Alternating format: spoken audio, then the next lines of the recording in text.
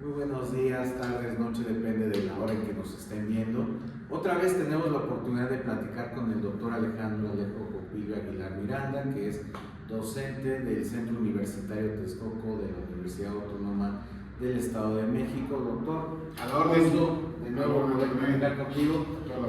Y pues básicamente vamos a hablar ahora de los resultados del proyecto de investigación que hace algún tiempo tuvimos la oportunidad de platicar con todas y todos ustedes. ¿Puedes recordarnos de nuevo, doctor, de qué trataba este proyecto? Claro, el proyecto que en aquel momento comentamos tiene que ver con las relaciones intergubernamentales en la gestión municipal del agua. Ok, bueno, en un primer video nosotros lo que pudimos entrevistar al doctor Alejandro fueron precisamente las bases que van a constituir a dicho proyecto, y ahora vamos a analizar los resultados obtenidos de dicho proyecto. Doctor, en principio usted comentaba esta lógica de las relaciones intergubernamentales que debe de existir precisamente para una plena dotación de los servicios públicos básicos, entre ellos el agua. Quisiera preguntarle, después de haber hecho esta indagatoria, no solamente en la parte del Estado de México, sino lo que queremos trasladar a nivel de la megalópolis o lo que podemos encontrar a nivel nacional, ¿cuál es el estado de las relaciones intergubernamentales? Claro, lamentablemente las relaciones intergubernamentales no viven su mejor momento.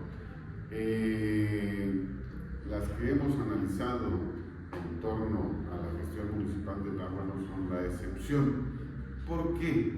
Básicamente nosotros nos dedicamos a analizar los consejos intergubernamentales, como el Consejo Estatal del Agua del Estado de México y los consejos de cuenca a los que pertenece el Estado de México. Estas son estructuras diseñadas específicamente para las relaciones intergubernamentales. Son lugares de encuentro de diversos órdenes de gobierno en torno al agua. Sin embargo, si debo de, en una apretada síntesis, decir cuál es el hallazgo, tendríamos que decir que estas estructuras, esta arquitectura institucional está subutilizada. Esto no quiere decir de ninguna manera que estemos poniendo en tela de juicio los resultados de las políticas hídricas. Puede haber resultados. Lo que sí cuestionamos, y es parte de nuestros hallazgos, es que esos foros que en su momento requirieron la inteligencia de quien las haya creado, el talento de las personas que las diseñaron, el discurso incluso internacional que les subyace de ampliar la discusión para la toma de decisiones, esto no está surtiendo efecto y puede haber acuerdos, puede haber política hídrica, pero que ocurre al margen de estos consejos intergubernamentales. Es decir, no se caracterizan por ser estructuras recurrentes en donde se desahoguen los temas más sentidos de la gestión hídrica. Muy bien, doctor. Y también ligado a eso, lo que tú comentabas al inicio sobre la arquitectura y el diseño institucional en el manejo del agua. En un primer momento, cuando uno se acerca, se empieza a adentrar al conocimiento en torno al agua en nuestro país, es una estructura en un primer momento abigarrada, en el sentido de que tienes no solamente la parte institucional de las dependencias específicas en la materia, tanto a nivel federal, estatal y municipal, sino que tienes esta lógica de los consejos y los comités. Ahí quizá para nuestro auditorio pudieras explicarnos cuál es la lógica, qué es lo que hacen, cuál es su función de estos consejos y comités. Claro. El nuestro es un estado federal que subsidiariamente tendría que apoyar el gobierno federal, estados y municipios, los estados a sus municipios, para no entender que la gestión hídrica ocurre, como ya lo decíamos, dentro del perímetro de cada municipio. Es decir, hay un gran mundo de interacción, de políticas conjuntas que en su resulta tendría que ser mezcla de recursos. ¿Qué recursos? De toda índole. Recursos como el conocimiento, recursos financieros. Esta mezcla de recursos, bueno, partimos de la premisa de que ofrecen mejores rendimientos, mejores resultados públicos. Entonces, la hay. La Ley de Aguas Nacionales, desde 1992, cuando vio la luz, concibió esta idea de los consejos de cuenca, y que tendrían que ser esos foros intergubernamentales en donde se discutiera, se diseñara la política hídrica de cada región en la que se desenvolviera este Consejo de Cuenca. Entonces, son foros de análisis, de consulta, de toma de decisiones, de intercambio, que lamentablemente no funcionan. Y bien, como lo dices, los mismos municipios no sienten una pertenencia al Consejo Estatal del Agua del Estado de México, no sienten una pertenencia a los consejos de cuenca de orden federal. Bueno, yo me atrevo a decir que ni siquiera saben muchos de los responsables de la gestión hídrica de su existencia. Y no necesariamente tiene que ser un señalamiento crítico. En realidad no tendrían por qué tenerlos en cuenta. No es algo que les provea de recursos, de mayores facilidades. En realidad se han convertido en instituciones huecas, que no sesionan como lo manda su propia normatividad, que no albergan en sí a los actores intergubernamentales que promete la legislación, sus programas, ¿no? Y que ocurre de otra manera por otros canales, pero sí que se deja al margen lo que bien podría ocurrir. Es decir, tenemos las estructuras, lo mejor que nos podría pasar es que se utilizaron. La subutilización, como actualmente le ocurre a estas figuras, nos deja la sensación de que el resultado de la política hídrica es vertical, es opaco, ¿no? No quiero con esto que se entienda como deficiente, no me atrevería a decirlo porque no es el objetivo de este proyecto, en otro momento lo haríamos, pero sí podríamos decir que no es lo que se espera de lo que dicen la legislación, los programas y la estructura institucional que se ha creado. Y precisamente, doctor, al final del día, situándonos dentro de la perspectiva de la población, que al final de cuentas siempre demanda que los servicios públicos básicos sean de calidad y desde luego siempre estén disponibles, ¿no? Y el agua precisamente siendo uno de los recursos básicos, no solamente para la cotidianidad, digamos, de las personas, sino que son, es un elemento que genera y que mueve inclusive a distintas áreas productivas. En esa lógica podemos decir que hay distintas realidades en torno al agua, ¿no? Y a ello quisiera enfocar mi siguiente pregunta, doctor, en el sentido de que de acuerdo a lo que usted y su equipo de trabajo lograron indagar, obtener, ¿cuál es la situación del agua, por ejemplo, en el ámbito estrictamente urbano frente a lo que se vive en el ámbito rural? Porque seguramente son dos mundos distintos. Sí, claro. El Estado de México es una excepción en muchos sentidos. El resto de los estados generalmente tienen como el uso más recurrente el agrícola. En el Estado de México no es así, ¿no? La megalópolis, ¿no? Sus concentraciones urbanas hacen que sea el uso público urbano el principal. Esto nos pone, por supuesto, en aprietos, pero también oportunidades, porque tiene un efecto muy didáctico lo que pueda pasar en el Estado de México.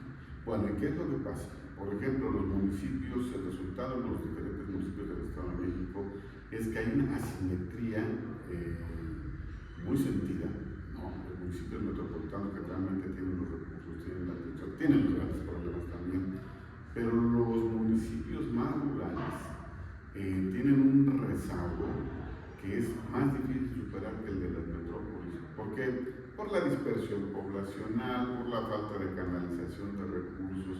Entonces sí, nos enfrentamos a una realidad de claros oscuros.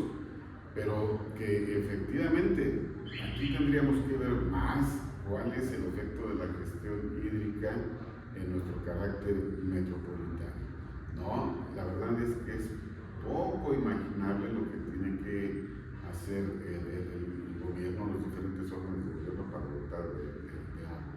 Es un esfuerzo que, bueno, muchos lo realizan de manera aislada, pero para dotar de agua realmente las grandes concentraciones humanas tiene que haber algo más que la gestión solitaria y fragmentada de los municipios. Entonces, llega a haber relaciones, tocan muchas de sus competencias, pero repito, lo hacen al margen de las estructuras que exprofeso se han creado para ello.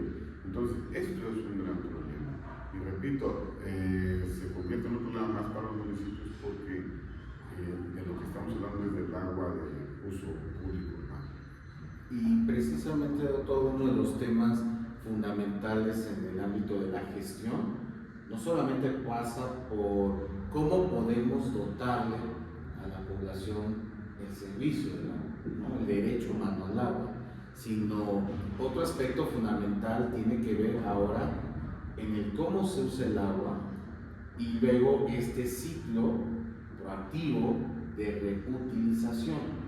Ahí, ¿cómo está el panorama? Porque vemos no solamente en el caso del Estado de México, sino en otras entidades federativas donde hay empresas, organismos que en efecto utilizan cantidades industriales de agua y que en esa producción de alguna manera contaminan los distintos ríos, riachuelos, y eso pues vulnera la calidad de vida de distintas poblaciones.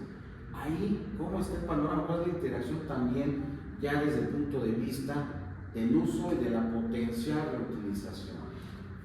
Claro, el gobierno federal a través de la Comisión Nacional del Agua tiene, voy a poner un ejemplo, programas tan interesantes como el de cultura del agua.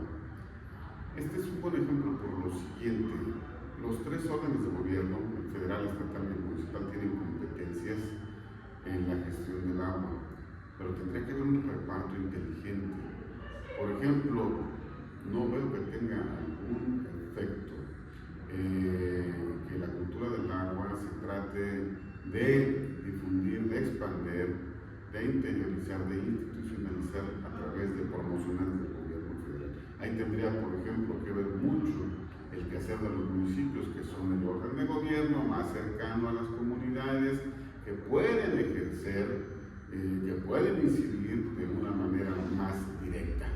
Entonces, esta ausencia de una distribución inteligente de potestades nos pone a forzar la maquinaria del gobierno federal, nos pone a forzar las maquinarias de los gobiernos municipales, ¿no? Los gobiernos municipales no pueden hacer muchas cosas que hacen muy bien el gobierno federal.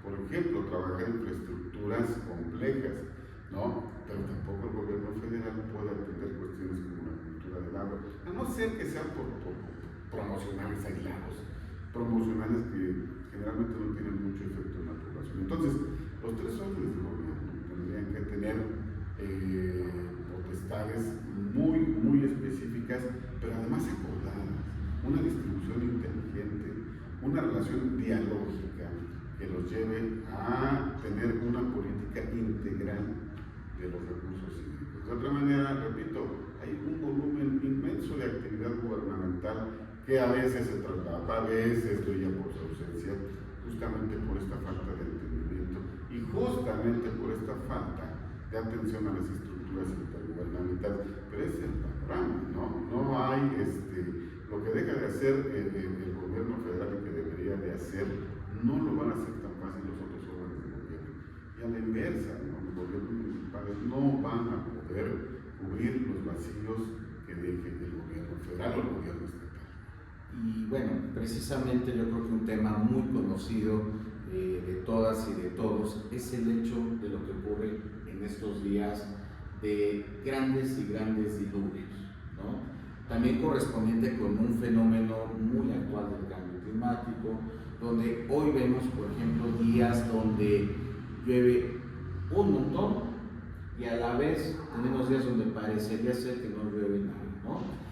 Y vemos en efecto como fenómenos muy recurrentes que se inundan grandes realidades con la sustancial consecuencia de pérdidas materiales, pero muchas de estas causas que se reflejan en esta serie de reportajes que vemos es la basura o simplemente la falta de mantenimiento de la infraestructura urbana, inclusive hasta rural en algunos casos, para poder canalizar esa agua. A la par de este tema de la cultura del agua que usted ha mencionado, ¿qué implicaciones tendría para evitar toda esta serie de fenómenos poder implementar ciertos programas que ya involucren de manera contundente también a la población? Es decir, es cierto, la parte de la estructuración de redes de intercambio de programas entre los niveles de gobierno es fundamental, pero la ciudadanía, ¿cómo podría involucrarse? Digo, un programa muy, digámoslo así, clave resulta en la captación de agua de lluvia que se hay en algunas comunidades donde el agua de lluvia es reutilizada, por ejemplo. Sí. Ahí, ¿cómo puede interactuar la ciudad? Lo que decía debería tener mucha fuerza, una política integral de los recursos hídricos atraviesa no solamente por el abastecimiento. En muchas comunidades se le pone especial atención al abastecimiento, pero también tendría que ser a la distribución equitativa, pero también al tratamiento y a la disposición final de las aguas residuales. Y en todo esto hay muchas aristas que ver, por ejemplo, el mantenimiento de los sistemas de alcantarillado, el tratamiento de las aguas residuales. Vaya, hay muchos roles por repartir entre el gobierno federal, estatal, municipal, pero también entre el sector privado, ¿no? También entre la sociedad organizada, que muchas veces de manera filantrópica quieren colaborar, pero no encuentran causas. Entonces, justamente a eso nos referíamos. Los consejos de cuenca tienen esa misión jurídicamente de sentarse, de ponderar el problema del agua, pero de manera multidimensional, para que, como bien apuntas, esas cuestiones que parecen colaterales, que parecen como que son incidentales y no tendrán una relación directa, en realidad la tienen.